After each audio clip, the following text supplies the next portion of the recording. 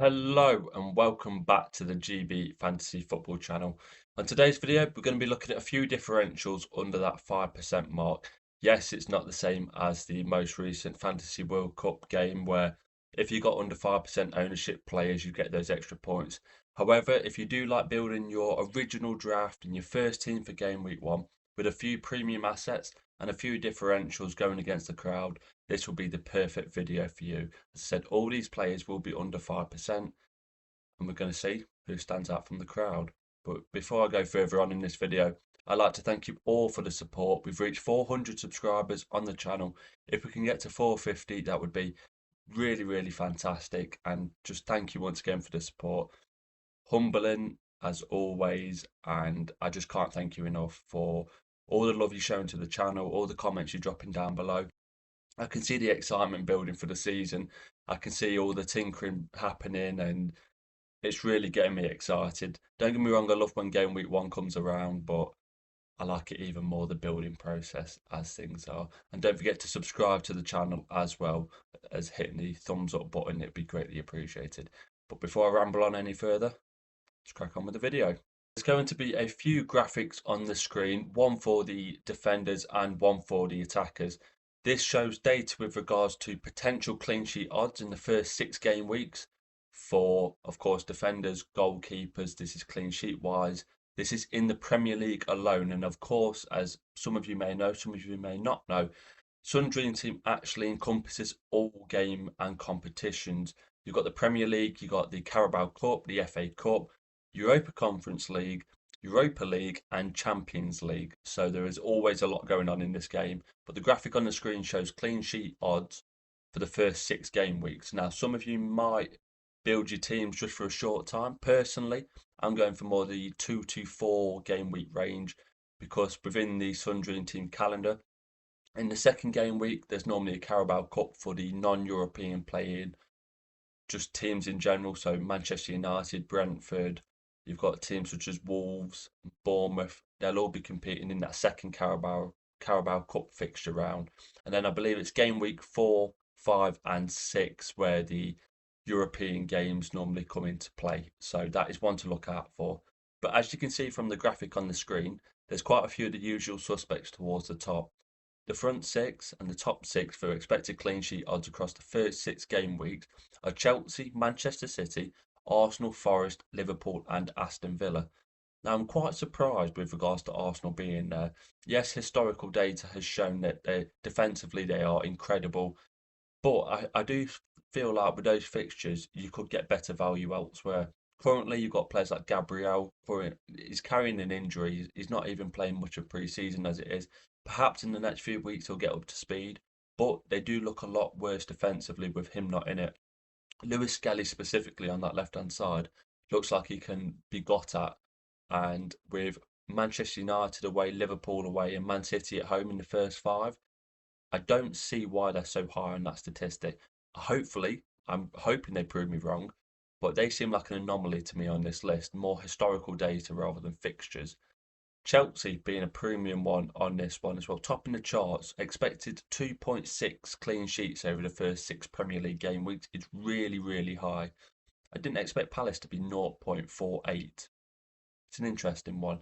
Personally, I do feel very strongly on Cucurella attacking threat. Clearly, defensively, Chelsea are looking sound. Yes, they did keep a clean sheet against PSG in the Club World Cup final. But with Sanchez still in goal, I do see an error or two there. But the one to look out for. Manchester City, they normally start season strong. They are second on this list. Wolves, Tottenham, Brighton, and Manchester United in the first 4 game week. And they're expecting about 1.6 clean sheets out of those 4 games, which is pretty decent. You drop down the list, as I said, you've got Forest, Liverpool, Aston Villa, Everton. Everton, an interesting one. A lot of people were leaning towards O'Brien. Me personally, I also was. That 3 million price bracket was looking tasty. But if you watched their pre-season game the other day, he had a disaster class. They've signed Asnu, I believe it is, from Bayern Munich. Good left back. Very intrigued with regards to his price on these games. If he's priced decently, he can certainly grab my attention. Towards the bottom of this list, though, we've got Sunderland, Leeds, and Burnley.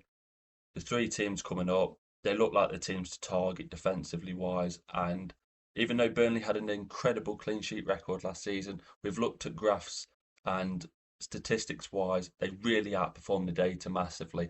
If they can't match it or come anywhere close to that again, I can see that clean sheet potential for Burnley drifting away very, very quickly. I do feel like the Premier League teams will target these three as they should every season with promoted teams. A few interesting ones down there. We've got Bournemouth, Fulham, and Brighton making up the three above the bottom three positions. Brighton with Fulham, Everton, and Manchester City in the first three. Yes, not the easiest defensive wise, but they did look fairly solid last season. You've then got Fulham, Brighton, Man United, and Chelsea. But little spoiler for this, there are Fulham assets in defence that I'm looking at, even though they're this slow on the graphic, but I will explain when the time comes. And also Bournemouth, Liverpool away on the opening fixture, very much putting us mainly off their assets. But then they've got Wolves, Tottenham, Brighton, and Newcastle. A couple of okay fixtures with Newcastle thrown in there. You don't know what Newcastle you're going to get at the minute. Are they going to be Isaacless? Are they going to bring in a player like Johan Visser?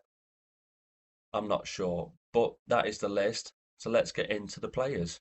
With there only being, of course, one goalkeeper position in our teams, it's a lot harder to find those under 5% differentials compared to a back three, back four, and potentially a front three in our teams. So I've only gone for three goalkeeping options on this list, and they consist of Verbruggen, Leno, and Petrovic.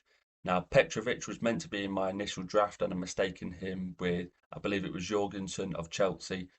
I thought Petrovic was going to be on the game for 2 to 2.5 million, sort of a backup to the backup in the Chelsea kind of ranks before he moved to Bournemouth. Unfortunately, he wasn't on the game when the database came out, and they've actually priced him at 3 million, which is towards the upper echelons of what I'd be willing to pay. But he's still decently priced if you've got it knocking about, that is. Mark Verbruggen, Fulham, Everton, and Manchester City in the first three offers decent value for money. I think there might be better options in the Brighton defence. I've seen a lot of go for Goalkeeper and also Lewis Dunk at about 2.5 million in price has had a lot of love as well. You've got Van Heck knocking about. Estepinian's gone out the door, and that right back position is always a little bit dubious when it comes to Brighton. So Verbruggen, I think, would offer a decent, stable valued player, but is he better than those other options? I think that's what could be confusing. Burn Leno, as I said, I might have another Fulham asset in defence a little bit later on. Fulham, Brighton, Man United, and Chelsea in the first three. Now, Man United going forward, I do feel like will be a better team this year. Brighton in the opening fixture and Chelsea as well. All three teams offer decent attacking threat, so I can actually see why Leno might not be quite past that 5% range yet. But if you know from last season, he is quite partial to picking up a few bonus points along the way and also quite a lot of save points. That Fulham defence can be leaky at times, but Leno seems to be a very solid just asset in goal for that club. And as I said, Petrovic, Liverpool away in the opening fixture. A lot of people are steering clear of Bournemouth assets for that exact reason, followed by Wolves and Tottenham. Now, the Wolves fixture with Cunha gone and Aït-Nouri not there, I do feel like they might be a team to target early stages until they get their footing without their star man. Tottenham, normally decent for a goal, but can you always rely on them going forward? Towards the back end of last season, they was rotating their players. They wasn't always putting out their best team. That was mainly to do with the Europa League, of course, but they did look blunt at times. Can Thomas Frank sharpen up that attacking force? I think he might be able to. And for 3 million for Petrovic at 2.5, well worth the gamble. 3 million might be better money elsewhere, unfortunately. But he's a differential nonetheless. So the four defensive options that I've actually opted for in today's video are Anthony Robinson of Fulham, Christian Romero of Tottenham Hotspur. We've then got El Hadji Malik Diouf. Have I said that one correctly? Please do tell me in the comments down below. I watched a brief bit of him in the pre-season game against Manchester United. Now, from what I'm led to believe, he played left wing back in that game, and also he was a left midfielder at his previous club. Please do comment down below if I've got that information mistaken. But he did look like a left wing back role, and with Emerson seemingly out the door, unfortunately, that sort of budget option in him specifically has gone, but has it opened the door for Juve? We'll see in a minute. We've then also got Mateus Nunes of Manchester City. Been recategorised this season as a defender instead of a midfielder like last one, similar to, I think, O'Reilly. The left back, not too sure on that one. But Mateus Nunes, 4 million, only 0.5 more than a player such as Rico Lewis. And I do actually think Mateus Nunes has finally gotten the loyalty of sorts from Pep Guardiola, the trust, and that is essential when we're looking at Manchester City assets. With them being so high up on this list, I think a lot of people will steer clear of Gvardiol. He's now 5.5 million. He's been basically put back into centre half, it seems, with Aït-Nouri taking up the left back role. And for that much, I don't think he's worth it. So can Mateus Nunes do what Rico Lewis did at the start of last season for many people and offer a route into that defence for a very good price? Now, Wolves away, obviously Mateus Nunes coming from Wolves, he will get a lot of stick in that game. Will it affect him? Won't know until he gets on the pitch, but they normally do give him a bit. Tottenham at home. Now, Tottenham are Man City's bogey team, but can City keep a clean sheet in that one? I think they might be able to. Brighton and Manchester United, in fact, 5 out of the first 6, barring Arsenal away in game week 5, are actually categorised as green fixtures defensively wise for Manchester City. And of course, Nunes offers a lot of attacking threat going forward, shots on target, assists, goal threat. He does have the package. The only one caveat is will he get on the pitch and can he be consistently in that starting 11? If he is, I do feel like he'll be in a lot of teams very quickly. So it's one to look out for. Anthony Robinson, Fulham being towards the bottom end of this list, similar to Leno. You're thinking, why is he there? If you had him in the game last year, or if you knew about Anthony Robinson, he's a tackle monster. He can genuinely pick up 5, 10, 15 tackles in a game alone. Certainly 5 to 10, that's the more realistic price and budget range if you're going to be looking at tackles. But he offers very good just points all around. You're not necessarily looking at just defensive clean sheet points from him, and that's what you want from a defensive asset. Christian Romero. Now I've seen a lot of people go for Mickey van der Ven. Now Mickey van der Ven's injury record isn't exactly ideal. His hamstrings tend to go quite a bit. Will it be different under a new fitness regime in Tottenham with Thomas Frank and co? Perhaps. And if that is the case, he does offer similar threat. But when you watch Tottenham, there's always one player that's looking like he's going to attack the corners, he's going to get his head on it. And that is Christian Romero. Yes, he's partial to a booking, he's partial to a sending off, and he's a bit silly at times. But he's seemingly knocked that out of his game a little bit. Not too much. They're still fiery. He's still going to launch players up in the air, but he's not quite what he was when he first joined Tottenham. He's taken more of a leadership role on that front. And I do think he offers a good attacking threat, sort of like a B-Tech Gabriel with regards to set piece quality and aerial presence. We've then got El Hadji Malik Diouf, as I said, decent fullback, potentially playing wing back now. Can he do what we hoped Emerson would do for West Ham? They've got decent players. Sunderland away in the opening fixture is certainly one to target. Chelsea at home and then Forest away with Tottenham at home. Not an ideal set of fixtures defensively wise, and you are kind of hoping for that clean sheet on the opening day really to kick you into gear. But with that Chelsea game potentially being a double in the League Cup, similar to Fulham's, although Anthony Robinson didn't play last season in that, so that's I wouldn't bank on that one. But with West Ham having a double in game week 2, can I see him playing both? Maybe even playing a more attacking role in that Carabao Cup fixture to get embedded into the team. I think so. The graphic on the screen is showing expected goals for the teams across the first 6 game weeks. Similar to the clean sheet odds, these are just Premier League based, so do take them with just a punch of salt with regards to there's a potential for Carabao Cup second round fixtures in there and also the European games in game weeks 4 to 6. So do bear that in mind with regards to the graphic. But once again, the usual suspects are at the top and the usual suspects are down at the bottom as well. Liverpool, Man City, Newcastle, Arsenal, Tottenham and Nottingham Forest making up the front 6. The top 6, that is. 12.8 expected goals for Liverpool across the first 6. For Man City, it's 12.2. Newcastle 11.8, Arsenal 10.4, Tottenham 9.9, and Forest 9.8. So these are the players that the statistics and the metrics are coming out that we should be targeting attacking wise.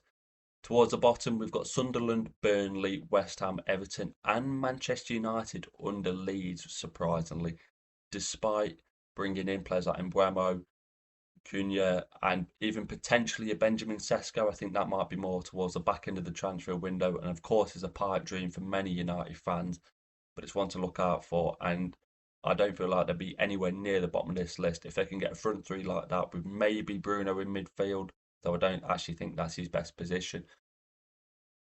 I think Manchester United being this low on the list is quite.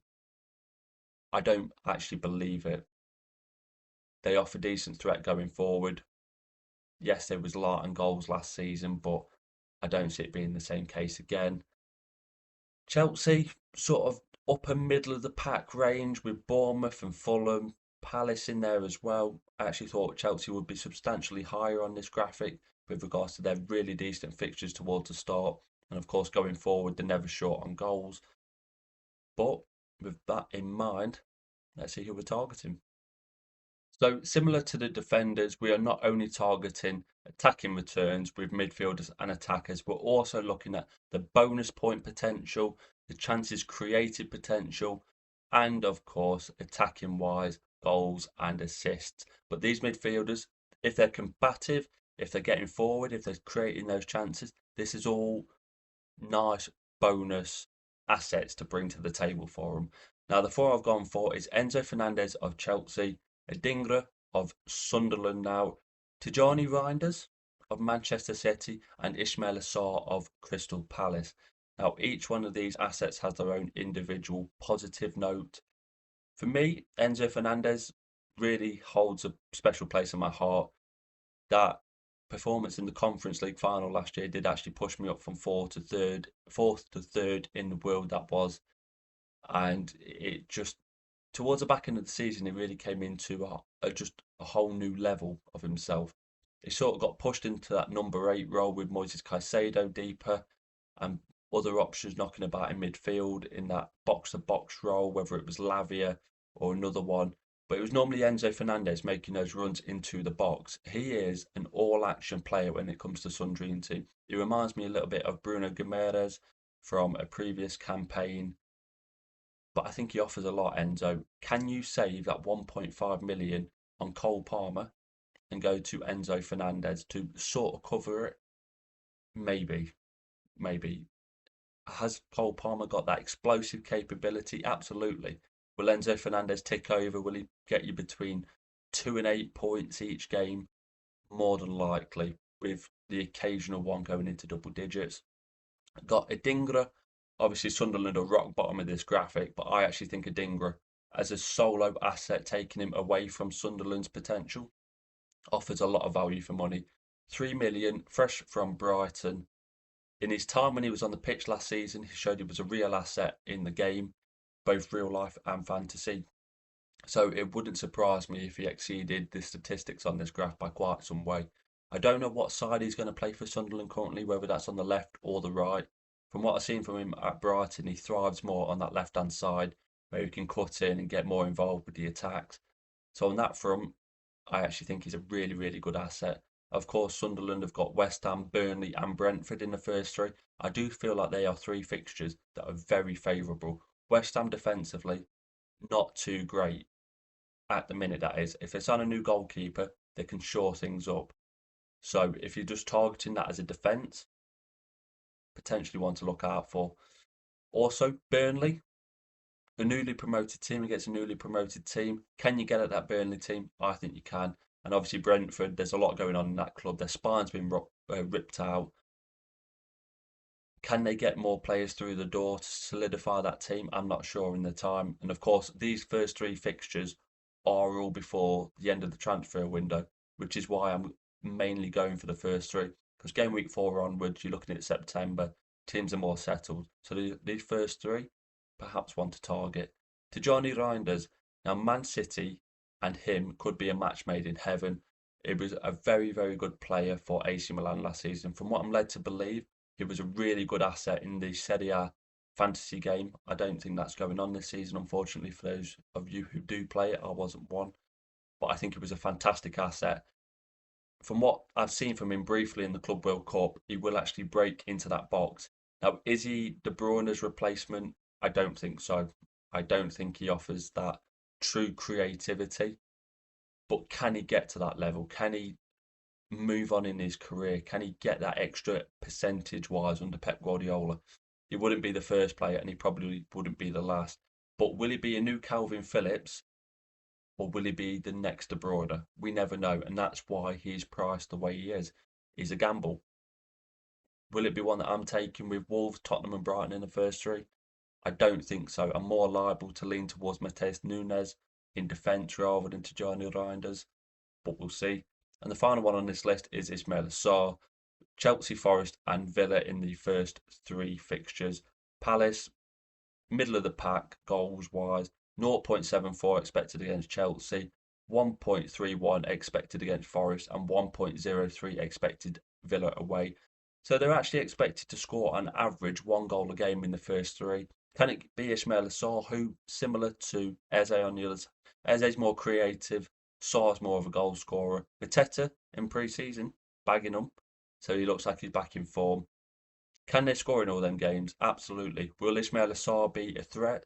I think so. I think he's really flying under the radar. With a bit of focus on Eze, Ismail Assar is one to look out for. The final four players on today's list is Ollie Watkins, Mateta of Crystal Palace, Igor Thiago of Brentford, and Dominic Solanke of Tottenham. Now, Ollie Watkins is being overlooked massively, in my opinion. Aston Villa, fairly highly priced players in general. I think they've priced Watkins and Morgan Rogers the same this season. Rightfully so, of course. Villa did really well last season, points wise. But Villa, 1.62 expected goals against Newcastle at home on the opening day, 1.33 against Brentford away on the second game week, and then Crystal Palace 1.56 in game week 3. 4.5 goals expected in the first three.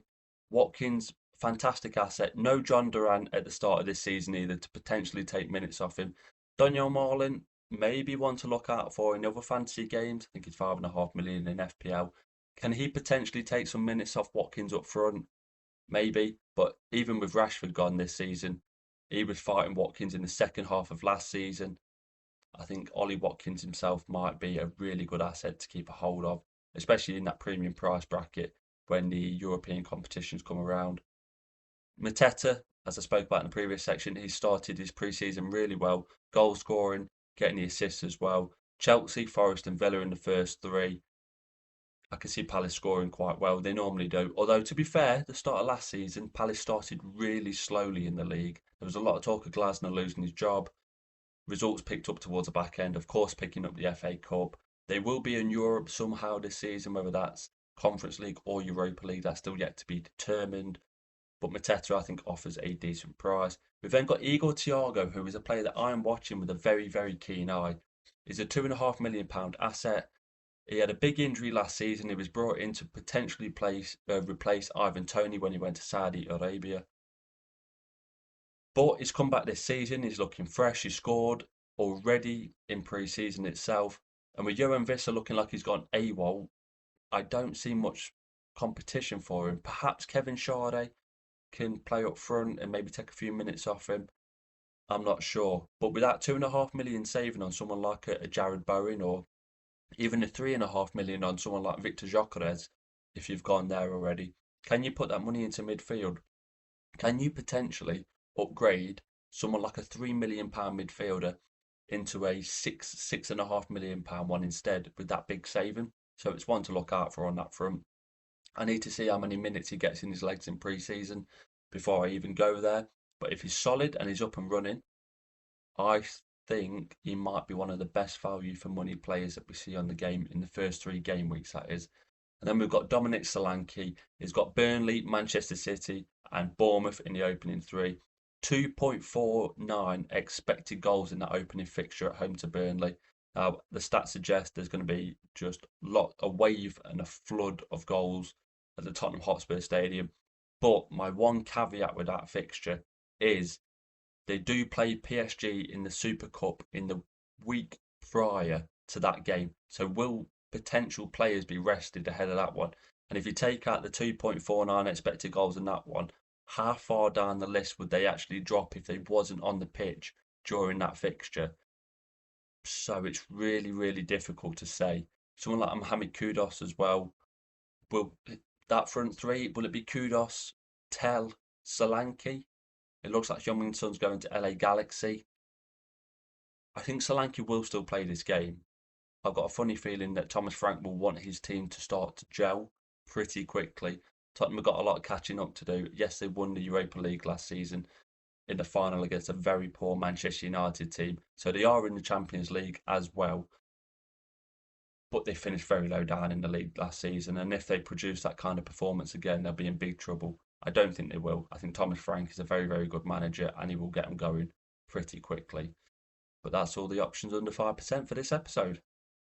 The graphic on the screen is showing expected goals for the teams across the first 6 game weeks. Similar to the clean sheet odds, these are just Premier League based, so do take them with just a punch of salt with regards to there's a potential for Carabao Cup second round fixtures in there and also the European games in game weeks 4 to 6. So do bear that in mind with regards to the graphic.